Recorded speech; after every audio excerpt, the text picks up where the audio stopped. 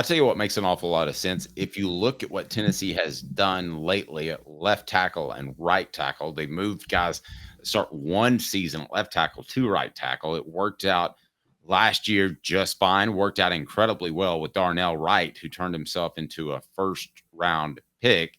Now it's John Campbell Jr., who will be at right tackle. Do they think he is the next Darnell Wright, Caleb? I am going out on a limb to say it's possible for him to have a Darnell Wright type senior year or final year where he, by switching over to right tackle, he plays himself into an amazing draft pick, into a very high draft pick that he otherwise wouldn't have been. Darnell Wright was a 5-star coming out. Moved to right tackle. As a 5-star, you expect a 5-star to be an NFL draft pick, right? You expect him to have the best ability to get to that point. Yes. Yes. You don't expect a top 10 draft pick for an offensive lineman, though. That's not what you expect, right? No. So Darnell Wright getting there was next level impressive. Now, I do think Darnell Wright, I think John Campbell Jr. could play himself into a second or third round NFL draft pick. I will say that. And the move from left tackle to right tackle would be very fitting. And by the way, it wasn't just John Campbell Jr. Jeremiah Crawford last year moved from left tackle to right tackle, and he was actually better at right tackle last year than he was at left tackle the year before too. No, I agree. That seems to be their MO. I doubt they would move Lance Hurd from left to right because he probably has a little bit of leverage, Caleb, and wants to play left because that gets paid the most in the NFL. Also, I don't understand. I really don't. Tennessee, why they're not more concerned about the blind side and they move what we think's the best tackle to the right side. I don't completely understand that, but it's worked. I got a theory, but lay it on me, brother. Well, I think a lot of Tennessee, they're the only team I've seen that does this. Because of the wide splits in the vertical attack and the way they do the run game, they're one of the few teams I've ever seen where the deep ball is available very quickly. You don't have to wait for the receiver to break on the route. So the quarterback can get rid of the ball pretty quickly, right? Even on a deep ball. Mm-hmm. And if you're getting rid of the ball quickly, it's more important to have better protection on the right side because you don't want your vision clouded. Everyone talks about the blind side, and I get that. You can't see who's coming after you.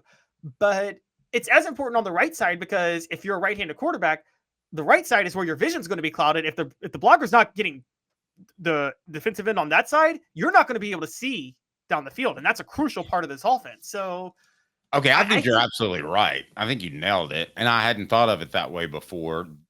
Factoring into that, it's, I think, a lot of times a one side of the field type of read that I think they utilize for most of the time. So, yeah, I think that makes a lot of sense of putting somebody, your better tackle, at right tackle. It probably doesn't help your draft status. I mean, could Darnell Wright have gone even higher had he played left tackle and dominated like he did on the right side? Because people want a LT, left tackle. You look at that and it just sounds different than RT, right tackle. It's like king and prince. It's just different. Is it really the same that it was 10 years ago, 15 years ago, though? I mean, well, that's what I'm kind of asking us out loud. I mean, maybe it doesn't have the same feel for it. Yeah, I think the concept, let's call it what it is. This whole concept happened because of the freak Joe Theismann injury in 1980, whenever. 80. Okay. So, but, I've been watching, ever since I've been watching football, some of the best teams I've seen, their best blockers weren't their left tackle. And I got to be honest. So I can't sit there and say definitively. Wait, but I haven't seen anybody that had a deficiency at left tackle. Maybe not deficiency, but okay, let's go to wasn't Chad Clifton a right tackle? Oh, I'd have to look it up. I want to say yes. And I don't think Tennessee was deficient at left tackle that year, but I can't think of the other tackle, and I'm pretty sure he's not in the NFL since I can't think of him. And probably not.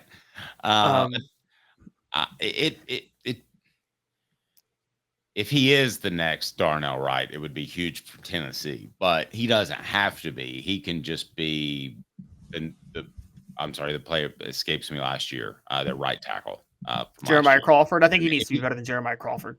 Okay, yeah, if he can just be a step better than that, I think you've won the battle. At least that would be my thought. I tell you who always wins the battle is our good friends, and you have to check them out. Quality Tire Pro. The Eberle family has been serving Chattanooga since 1957. All major brands of tires, full service automotive, brake alignments, oil changes, and more. All work is covered by a nationwide warranty.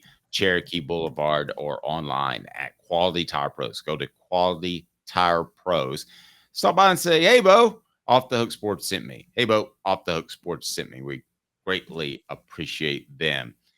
As far as moving to right tackle, it seems as if they're able to do that in an off season. My question is Tennessee, if they are putting their best tackle on a right-handed quarterback's vision side, I think I just made something up.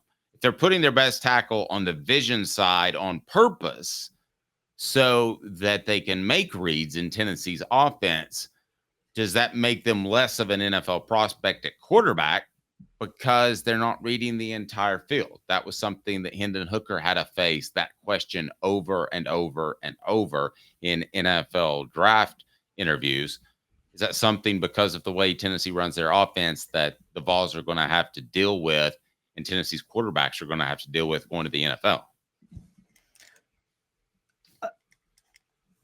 Probably, but I think nowadays there's a lot more willingness to develop quarterbacks in a system for a year, and that's probably something that you can somewhat pick up. I mean, that was the issue with quarterbacks the whole time under Josh Heupel. There's so many, the dropbacks, the reads, those are all things that they were going to have to develop anyway. So it's going to hinder quarterback development, but that it won't hinder quarterback drafting. And, drafting is where the guaranteed money is.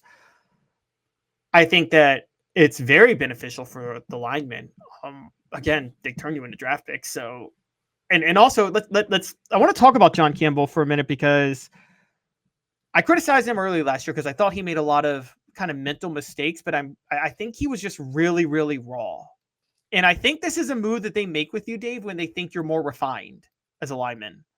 And so this also is a good sign for Tennessee that they think John Campbell has kind of mastered the fundamentals to a certain degree of playing in this system. And I had said from the start, if he could master the fundamentals and not have the kind of lapses, the penalties and things like that, he could be an All-American. And so, I mean, he's got raw talent. He doesn't have Darnell Wright talent. I don't think it's possible to be as good as Darnell Wright. You're talking about one of the best right tackles in Tennessee football history, honestly, given his ability. But yeah, and that's saying an awful lot with their history of linemen. Yeah, I agree. So I don't expect that, but I do think that, again, a second or third round draft pick out on the offensive line, that's a really good offensive lineman. That's usually one of the best in school history, right? Like, it's hard to be a top 3 round draft pick on the offensive line. No doubt about it.